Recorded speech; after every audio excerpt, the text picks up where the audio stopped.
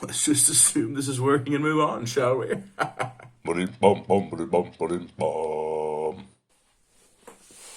Welcome back.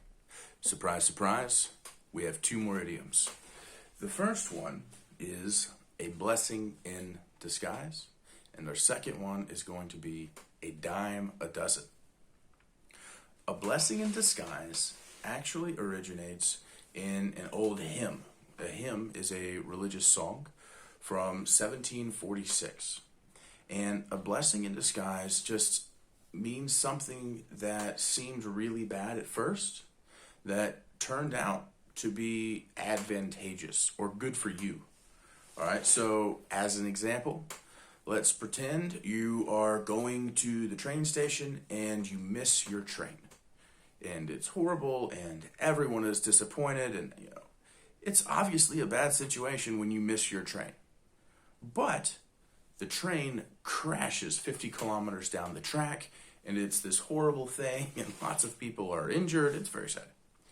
Well, you missing your train turns out to be a blessing in disguise because you weren't on there. It seemed really bad that you missed it. Worked out in your favor that you were not on the train. So there's a blessing in disguise. And then we have a dime a dozen. A dime a dozen comes from back in the day, like an ad, like an advertisement for apples or eggs. Come get your eggs. It's 10 cents, 10 American cents for a dozen, which is 12. And nowadays, we just use it to basically say that something doesn't really have any value because it's so common. Don't worry about it. There's that people like that are a dime a dozen. Or, so what, this shawarma shop is closed. They're everywhere. They're a dime a dozen. We'll just go find another one. And that's it. I hope that helps you with those two.